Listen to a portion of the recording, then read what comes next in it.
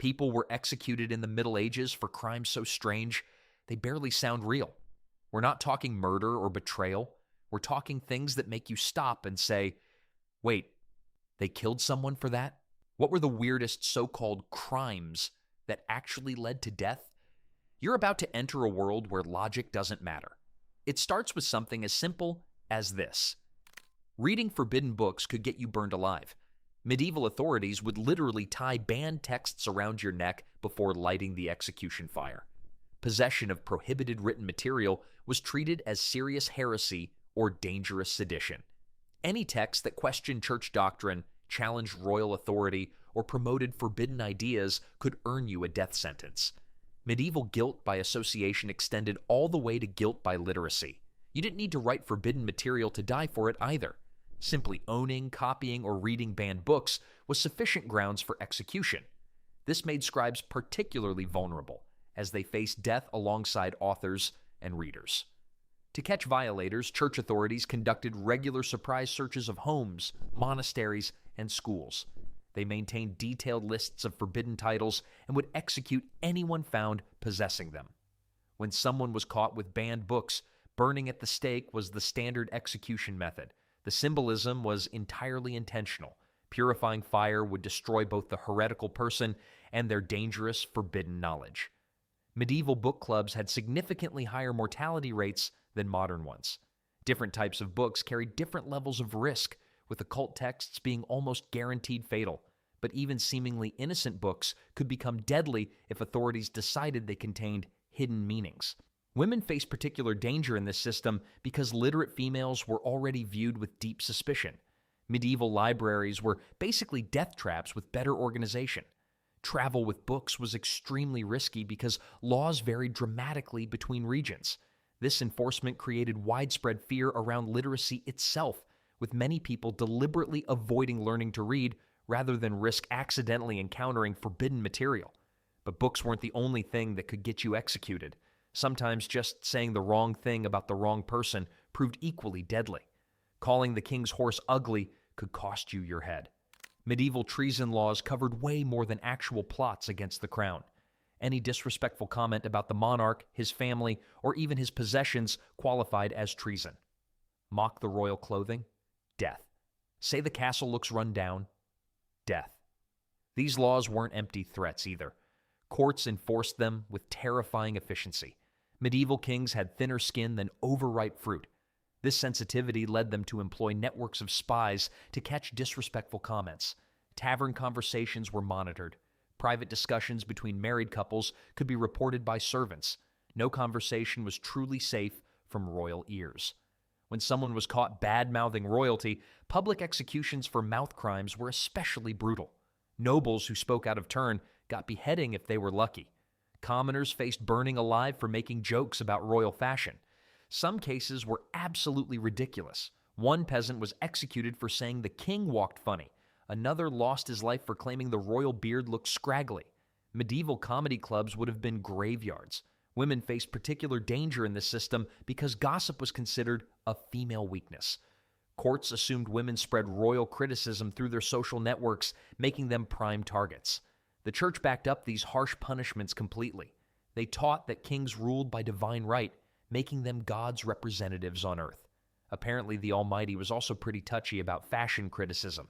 Smart people learned to navigate this carefully by praising the king's wisdom while subtly implying criticism of his advisors. Medieval political correctness was literally about keeping your head attached to your shoulders. But royal authorities weren't the only ones who demanded absolute respect. Religious leaders were equally unforgiving about inappropriate behavior. Interrupting church services could get you burned alive. Medieval Christianity took worship so seriously that even coughing at the wrong moment might prove fatal. Any disruption during religious ceremonies was labeled blasphemy, and blasphemy was a capital offense. Simple things like sneezing too loudly, laughing at the wrong time, or arguing with your neighbor could earn you a death sentence. Apparently, the Lord had zero tolerance for seasonal allergies or basic human functions. This created especially dangerous situations during holy days and Easter when churches would pack with people.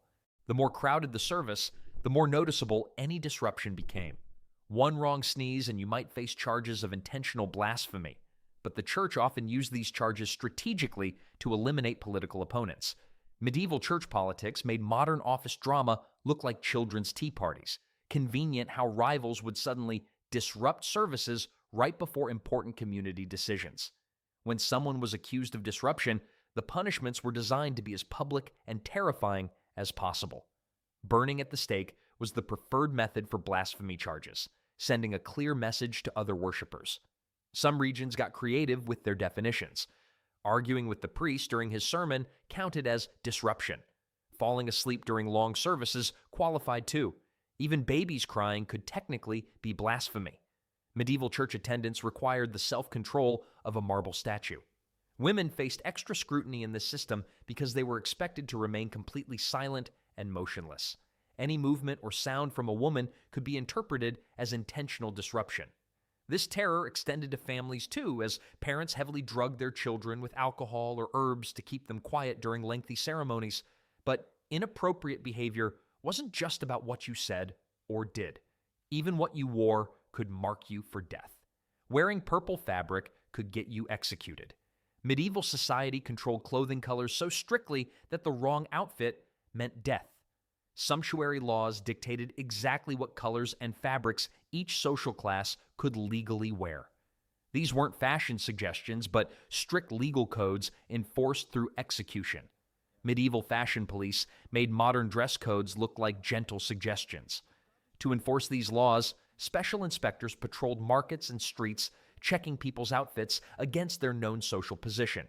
They carried detailed charts showing which colors and materials each class could legally wear. Getting caught in the wrong fabric meant immediate arrest, but the laws went far beyond just colors. Fabric quality mattered enormously too. Silk was forbidden to most people.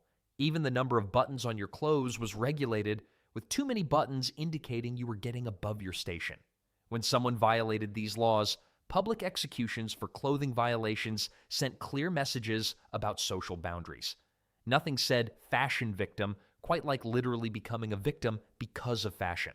The danger intensified when traveling because different regions had different specific rules. What was perfectly legal in one area might be instantly fatal in another, creating a constant threat for merchants and travelers. Women faced particularly complex restrictions in the system. Female clothing regulations were more detailed and more strictly enforced than male rules, with the wrong dress indicating improper social aspirations. Medieval theology apparently extended to heavenly fashion oversight. Some wealthy peasants tried clever workarounds by having their servants wear expensive clothes, but courts quickly caught on. They started executing both the peasant owner and the servant, proving that even these strict appearance rules weren't the most exclusive privilege reserved for the elite. But controlling what people wore was nothing compared to controlling what they owned. Some possessions were so restricted that even touching them meant death. Owning certain birds could cost you your life. Falcons were so exclusive that unauthorized ownership meant facing the executioner. Falconry was strictly a noble privilege, controlled by detailed laws that specified exactly which social ranks could own which species of hunting birds. Medieval bird law was apparently more complex than modern tax codes. To enforce these intricate regulations, special falcon inspectors patrolled regions investigating reports of illegal bird ownership. These officials could identify different species on site and verify ownership documents instantly. But why such obsession with bird ownership in the first place? Falcons represented real military power in medieval society. Allowing peasants to own falcons might give them military advantages that could threaten the established social order, so the punishments reflected this threat. The penalties went far beyond simple execution. Killing or capturing a noble's prized bird could result in being drawn and quartered, with the torture being public and prolonged. Apparently, God assigned specific bird species to social classes just like he assigned people to their stations. This divine justification supported a system where training falcons required specialized knowledge. This knowledge was carefully passed down through noble families only, creating a closed system where commoners couldn't learn proper falconry techniques. The exclusivity was reinforced by the enormous economic value involved. A properly trained bird could be worth more than most people's houses. Medieval pet ownership required more paperwork than modern gun licenses. Women faced additional restrictions in this system beyond the basic ownership laws. Female nobles could own certain birds, but always with more limitations than their male relatives. While owning the wrong creature could doom you, the medieval justice system had an even stranger twist. Sometimes escaping punishment created bigger problems than the original crime. Surviving your execution was considered a crime. Cheating death could earn you another appointment with the headsman. Medieval justice operated on the assumption that execution outcomes directly reflected divine will.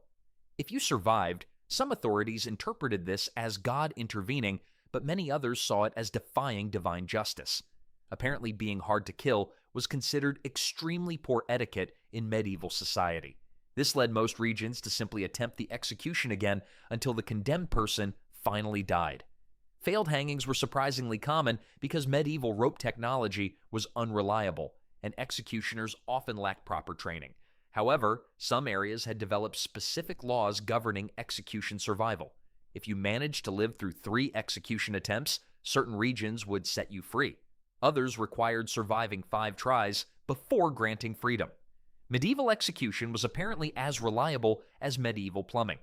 The survival rate was actually higher than you might expect, especially with hanging. Hanging was the most survivable execution method because it required precise technique that many executioners simply didn't possess. This led to an interesting phenomenon where some executioners were deliberately incompetent.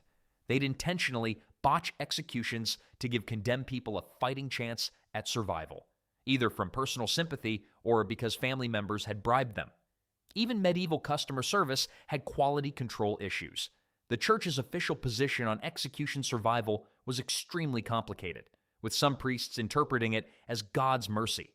Others believed it was demonic intervention, leading to heated theological debates. Documentation of execution survival is surprisingly detailed in court records, showing that some were eventually freed while others disappeared into legal confusion. While surviving death created legal headaches, there were everyday necessities that could also guarantee execution. Sometimes the most basic human needs become capital crimes. Stealing bread during a famine meant death. Not just any punishment, but hanging from a rope until you stopped breathing. Medieval times were harsh, but this seems crazy by today's standards. People were literally starving to death, watching their children waste away from hunger. Yet touching someone else's loaf of bread would get you executed. Why such extreme punishment for bread theft? Lords and kings feared that allowing small thefts would spark complete chaos. Better to have fewer hungry people than risk a hungry mob. So they turned to public executions as their solution.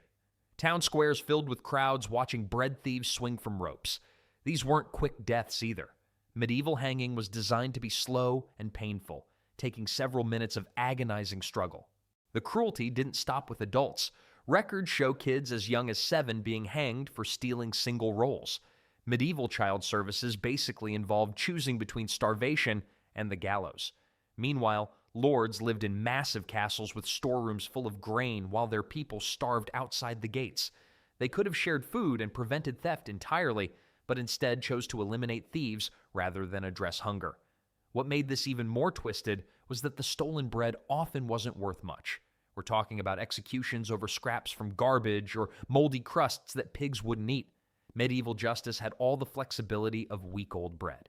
This created a climate where communities lived in constant fear. Neighbors would watch each other starve rather than risk sharing food and being accused of helping thieves. Medieval mercy meant choosing your preferred method of dying. But even innocent activities like gardening could be just as dangerous as stealing food. Growing the wrong plants in your garden could earn you a fiery death. Certain vegetation was so dangerous that cultivating it meant facing execution by burning. Plants linked to witchcraft or poison making were strictly outlawed throughout most medieval regions. Mandrake, nightshade, and henbane were automatically considered evidence of sorcery. Apparently, medieval gardening was basically an underground criminal enterprise with really high stakes. But plant laws extended far beyond just magical associations. Certain valuable plants were completely monopolized by church authorities or royal families, making unauthorized cultivation a form of theft. To enforce these laws, authorities conducted regular garden inspections.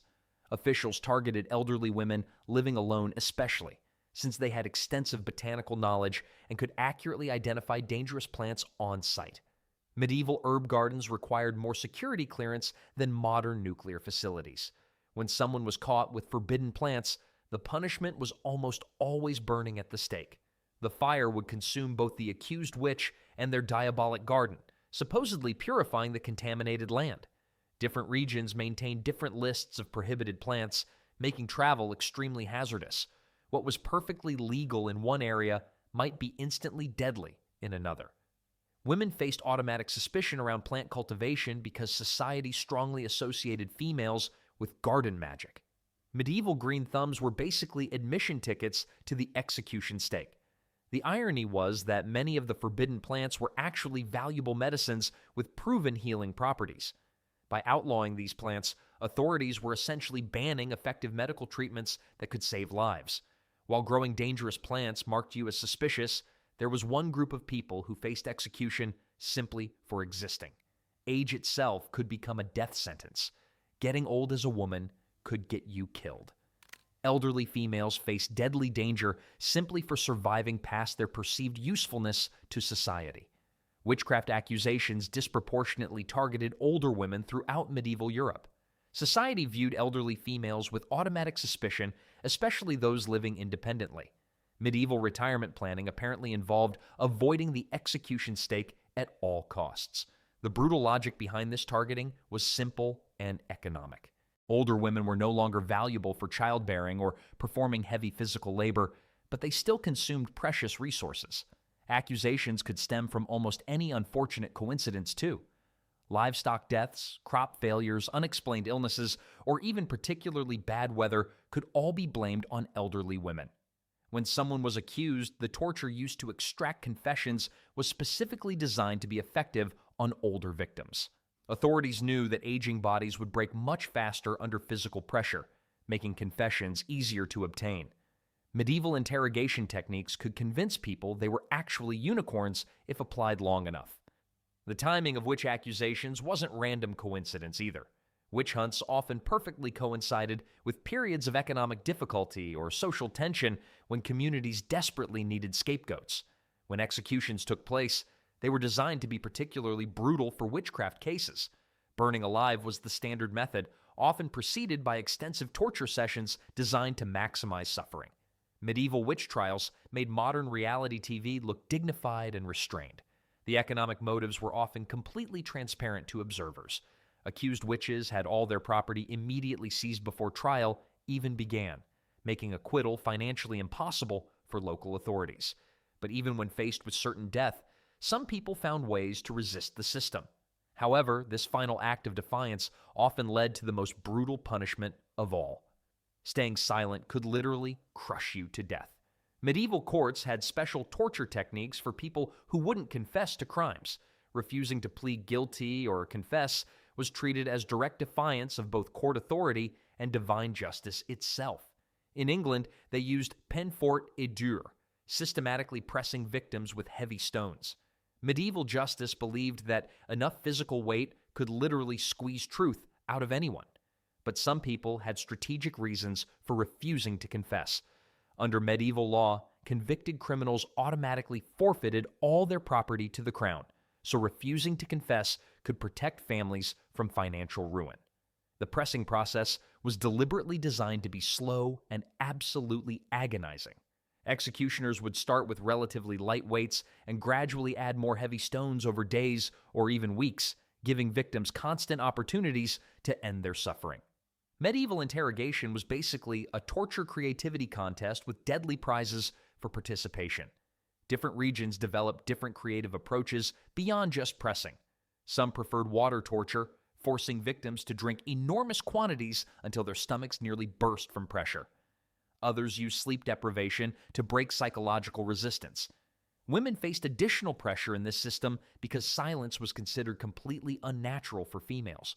Courts interpreted women's refusal to speak as clear evidence of demonic possession. Medieval heroes were basically people who were really good at keeping their mouths shut under extreme pressure. When confessions were finally extracted, courts demanded detailed information. Simple admissions of guilt weren't sufficient. Victims had to provide names, specific dates, and elaborate descriptions of their supposed crimes. Medieval plea bargains were negotiated under literally crushing circumstances. Medieval justice created a world where truth mattered far less than compliance, where silence automatically meant guilt, and where confession meant survival regardless of actual innocence. These 10 bizarre capital offenses reveal how medieval life transformed ordinary actions into death sentences, where survival depended on following absurd rules.